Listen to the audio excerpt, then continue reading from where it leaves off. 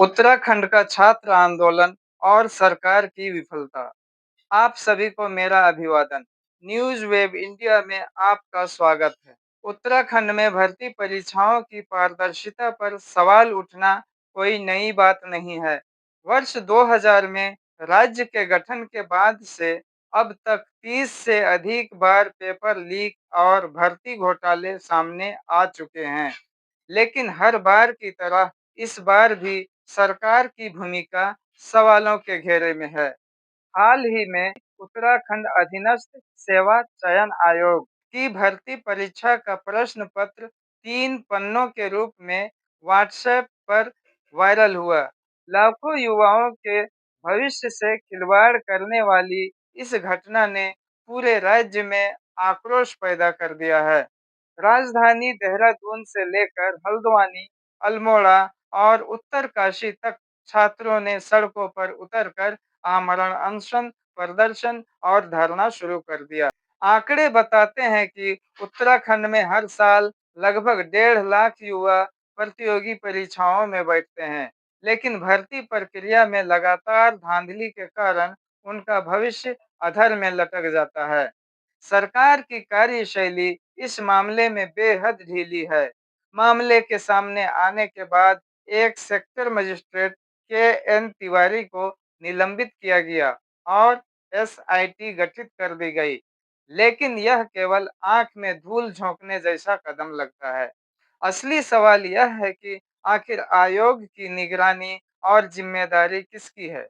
क्यों बार-बार paper leak होने के बाद भी आयोग और शिक्षा तंत्र में सुधार नहीं किया जाता? मुख्यमंत्री पुष्कर सिंह धामी ने इस पूरे मुद्दे को नकल जिहाद कहकर इसे सांप्रदायिक रंग देने और असल मुद्दे से ध्यान भटकाने का प्रयास किया।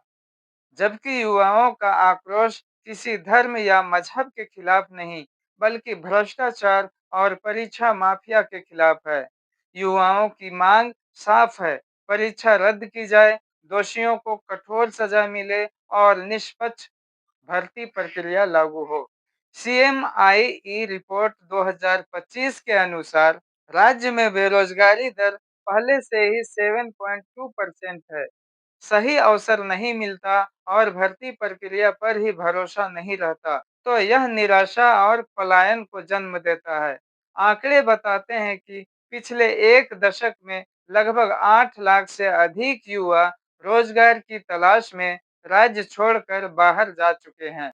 यह किसी भी सरकार के लिए गंभीर चेतावनी है।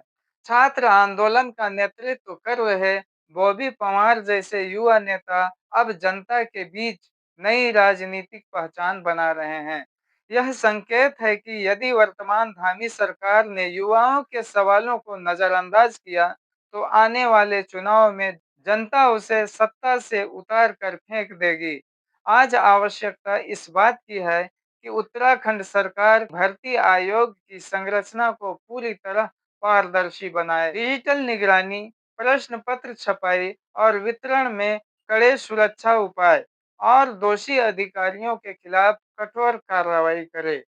क्योंकि इस बार युवाओं का गुस्सा बता रहा है कि अब वे चुप बैठने वाले नहीं हैं। उत्तराखंड सरकार को समझना होगा कि रोजगार सिर्फ चुनावी वादा नहीं, बल्कि युवाओं के भविष्य और राज्य के अस्तित्व का सवाल है। अगर आपको ये वीडियो पसंद आया हो, तो लाइक, शेयर और सब्सक्राइब करना ना भूलें। इस पर आपकी क्या राय है, हमें कमेंट में ज़रूर बताइए। कल फिर मिलेंगे एक नए मुद्दे के साथ। तब तक के लिए धन्यवाद।